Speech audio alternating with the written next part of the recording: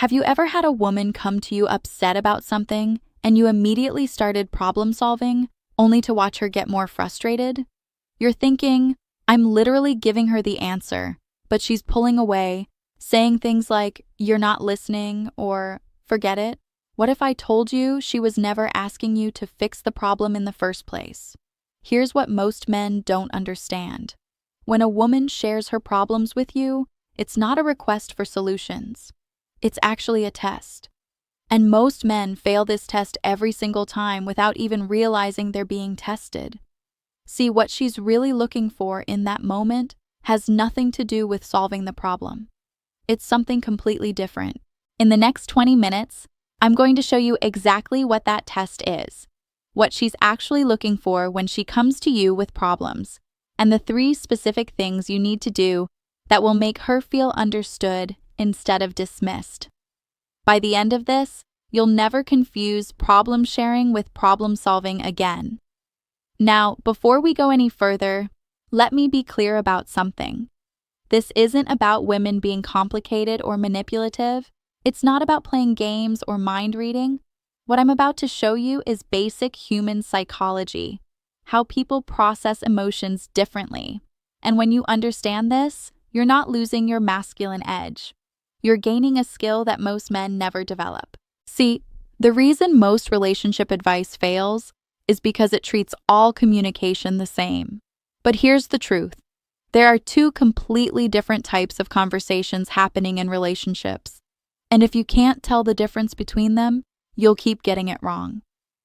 So let's dive into what's really happening when a woman shares her problems with you. Here's the problem that most men face. You're wired to solve problems. That's how you show love, how you demonstrate value, how you prove you care. So when the woman you care about comes to you stressed, frustrated, or upset, your brain immediately goes into fix-it mode. What's the logical solution? How can I make this better for her? How can I help? And here's what's fascinating about this. Evolutionary psychology tells us that men developed as problem solvers. You're the hunter, the protector, the one who removes obstacles. So when she presents you with a problem, every instinct you have says, solve this. But here's where the disconnect happens. While you're in solution mode, analyzing the problem and crafting the perfect answer, she's interpreting your response in a completely different way. To her, your solutions feel like dismissal. Your logic feels like you're not really hearing her. Your helpful advice translates to, your feelings don't matter, here's how to think instead. And the result? She says things like, you don't understand me, or you never listen. She pulls back emotionally, she stops sharing things with you, and you're left completely confused because from your perspective, you were just trying to help. Here's what makes this so dangerous. This pattern doesn't just create one bad conversation. It erodes the foundation of emotional intimacy. Over time, she learns that coming to you with problems leads to feeling dismissed. So she stops coming to you. And when she stops sharing her inner world with you, the relationship starts dying. Most men don't realize this is happening until it's already too late. So here's what you're going to learn in the next 15 minutes. First, I'm going to break down the real psychology behind why women share problems in the first place. What's actually happening in her brain when she does this. Then I'm going to show you the 3 specific things she's looking for when she comes to you and how to deliver each one. And finally, I'm going to give you the exact framework for reading the signals, so you'll know when she actually wants advice versus when she just needs you to be present. By the end of this, you'll have a complete system for handling these moments correctly, every single time. All right, let's start with the foundation. When a woman shares problems with you, she's engaging in what psychologists call verbal processing. This is how women regulate their emotions. While men tend to process internally, working through problems in their own head, women process externally. They think out loud. The act of speaking about the problem is literally how they make sense of what they're feeling. Here's what this means. When she's telling you about her stressful day at work, She's not presenting you with a problem that needs fixing. She's externalizing her internal experience so she can understand it better. The conversation itself is the processing mechanism. And this is a fundamental difference in how men and women approach emotional regulation. Now, there's an evolutionary component to this. Throughout human history, women have relied on social bonding for survival and well-being. Female friendships have always been built on emotional sharing and verbal connection. This is why women can sit and talk for hours about feelings and experiences. It's not gossip or small talk. It's how female social bonds are formed and maintained. So when a woman shares her problems with you, she's doing something incredibly important.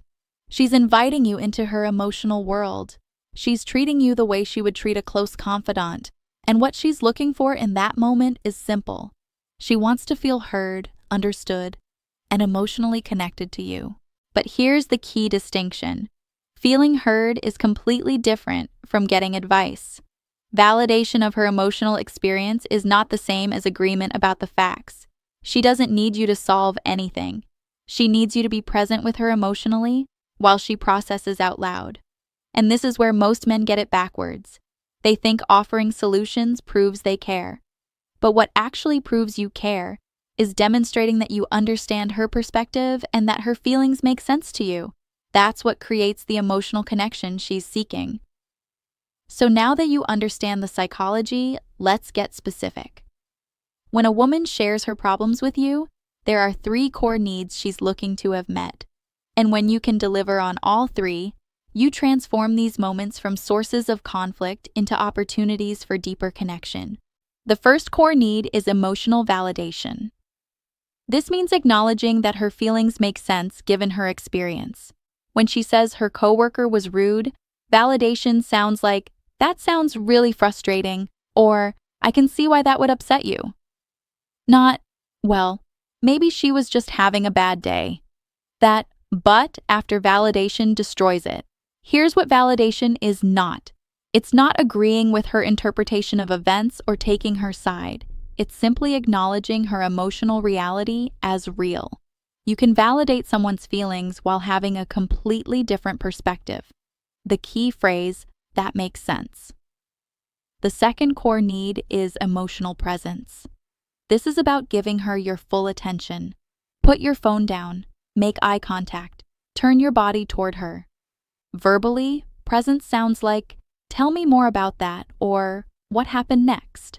Here's where men fail the presence test. You're physically there, but mentally, you're already solving the problem. She can feel that. Women are incredibly attuned to whether you're actually present or just waiting for your turn to talk. The third core need is empathetic reflection. This means demonstrating you understand her perspective by reflecting it back. Reflection sounds like, "So you're feeling frustrated because your coworker dismissed your idea in front of everyone, and now you're worried about how the team perceives you." The reflection formula: observation plus emotion plus the situation. You state what you observe she's feeling, why she's feeling it, and what the stakes are. When you do this accurately, she feels truly understood. And that creates emotional intimacy that solutions never could. Now here's what's powerful about these 3 needs. When you deliver on all 3, validation, presence, and reflection, something shifts in the dynamic. She feels safe with you emotionally.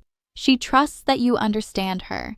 And that trust is what actually allows her to be open to your thoughts later, if she asks for them. But you have to earn that by meeting these needs first. Now here's the critical mistake most men make. Even when they understand these 3 needs, they offer solutions too early. And I want to explain why this backfires so completely.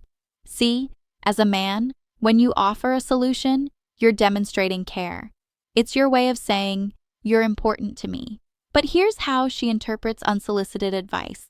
When you jump straight to solutions without first validating, being present, and reflecting, she hears, "Your emotional response is wrong," and "Stop feeling what you're feeling." She hears, "Your feelings are an inconvenience that need to be fixed." This is why she says, You're not listening, even though you heard every word.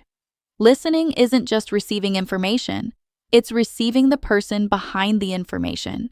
When you skip to solutions, you're treating her like a problem to solve. There's also a competence factor. Unsolicited advice implies she couldn't figure this out herself. It suggests she needs rescuing. And that dynamic, you as capable problem solver, her as helpless, creates resentment, not connection. Here's the sequence that actually works. First, you deliver on those 3 core needs: validation, presence, reflection. You let her know she's been heard and understood. Then, and only then, if she wants your input, she'll ask for it. She'll say, "What do you think I should do?" Or, "Do you have any ideas?" Those are the green lights that signal she's now open to solutions. But even then, here's the key. You don't tell her what to do, you ask permission.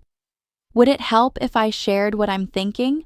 Or, want to brainstorm this together? You make it collaborative instead of directive. Because even when she wants solutions, she still wants to maintain her sense of competence and autonomy. The solution trap is thinking that fixing the problem is the same as supporting the person. It's not. Supporting the person means being present with them while they process. Fixing the problem comes later, if it comes at all. Now, what if you've already been making this mistake? What if you've been offering solutions for months or years, and you've created a pattern where she doesn't feel heard? Can you fix it? Absolutely. But it requires a specific approach. First, you need to acknowledge the pattern directly. You have a meta conversation about communication itself. This sounds like, "I've been thinking about how I respond when you share problems with me. I realize I jump straight to trying to fix things, and I think that makes you feel like I'm not really listening to you. I want to get better at this." Notice what that does. You're taking ownership without defensiveness. Not, "You never told me," or "How was I supposed to know?" You're acknowledging your behavior and expressing desire to change. Humility strengthens your position, it doesn't weaken it. Second, ask her to teach you. "Help me understand how you prefer I respond when you're dealing with something stressful. What would be supportive?" This shows genuine interest in her needs and gives her ownership over defining support. Third, implement consistently. This is where most men fail recovery. They have the conversation but under pressure default back to solution mode. You need 3 to 5 consistent correct responses before she trusts the pattern changed. And here's what not to say. "You're too sensitive," or "I'm just trying to help." Don't make her wrong for how she experiences your responses. Your intent doesn't override her experience. Recovery works because you're showing respect for her experience and willingness to improve. When a man can admit he got something wrong and actually change it, that builds respect and demonstrates emotional maturity. Now, you've learned more in the last 12 minutes than most men learn in years of failed relationships. But here's where we take it to the advanced level. Because the truth is, there are times when she actually wants your advice. The key is knowing how to read the signals so you know which approach to use. Here are 3 green lights that signal she's open to solutions. First, direct questions. "What do you think I should do?" That's a clear invitation. Second, repeated conversations about the same unsolved problem. If she's brought up the same issue multiple times, she might be stuck, but still ask permission. "We've talked about this a few times. Would it help if I shared my thoughts?" Third, explicit requests. "I need your help figuring this out." In all 3 cases, she's giving permission to shift into advisor mode. Important nuance. Context matters. Work problems might be more open to strategic thinking, while family or friend issues are almost always emotional processing first. The hybrid approach works best. Even when she asks for advice, start with validation. "That sounds tough. I can see why you're feeling stuck." Then move to collaborative problem solving. Want to think through some options together? And here's the real skill: building a unique communication system together. Over time, learn her specific patterns and signals. The better you know her language, the more naturally you'll respond correctly. Here's where a lot of men make a fatal error. They get tired of getting it wrong. They get frustrated that their help isn't appreciated, so they stop engaging altogether. When she shares problems, they just nod and say nothing, or they withdraw emotionally and stop being present. And they think this is the safe option. If I can't help without making it worse, I'll just stay quiet. But here's what she experiences when you go silent. She doesn't interpret your silence as you being careful or respectful of her space. She interprets it as you not caring anymore. Silence reads as indifference. Emotional withdrawal reads as abandonment.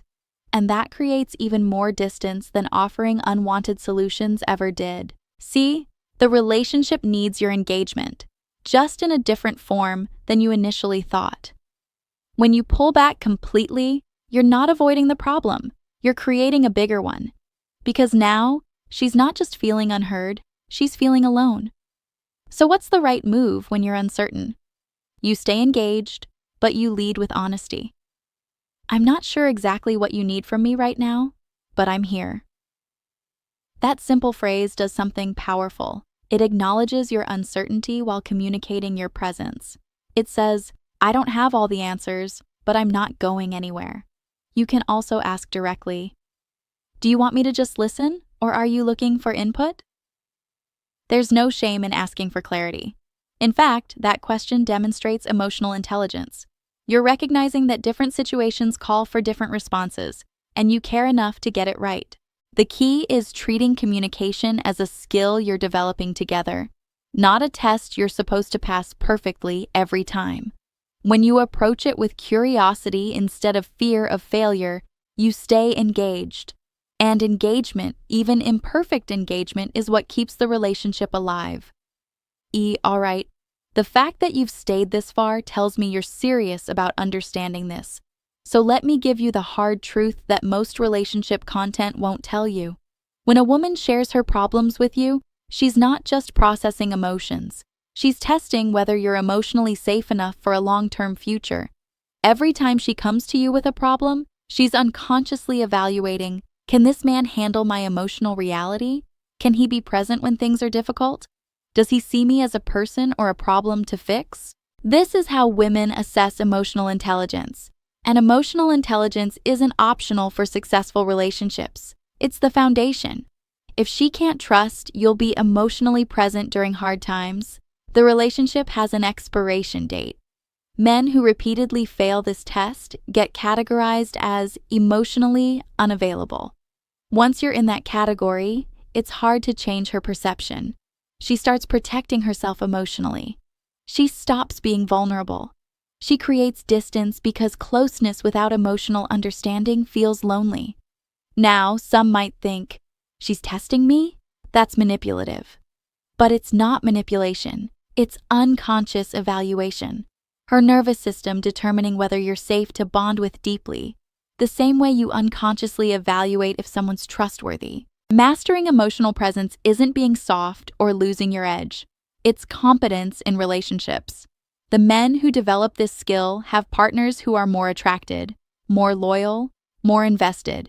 The question is, are you willing to see these moments for what they are? Not interruptions, but opportunities to demonstrate you're worth building a life with. Because that's what she's figuring out every time she shares her problems with you. So let me ask you, have you experienced this? Have you had a woman come to you with a problem, and when you tried to help, she got frustrated or pulled away? What happened in that moment? How did you respond? And looking back now with what you've learned, what would you do differently? I read every comment on this channel. I'm genuinely curious about your experiences because every man's situation is a little different, and sometimes the best insights come from the community sharing what worked or didn't work for them. Here's what I want you to understand. This channel isn't just about relationships. It's about helping men develop the emotional intelligence and social awareness that most of us were never taught. We weren't given a manual for understanding women, for navigating modern dating, for building relationships that actually last. So we're figuring it out together. If this video gave you some clarity on something you've been struggling with, do me a favor, hit the subscribe button.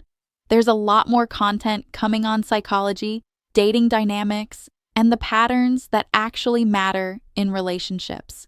And leave a comment below. Tell me what resonated. Tell me where you're stuck. The more I understand what you're dealing with, the better content I can create for you. And remember this, understanding how women communicate isn't weakness. It's not losing your masculine frame. It's competence.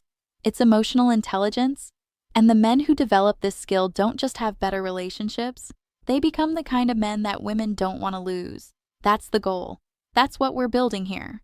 I'll see you in the next one.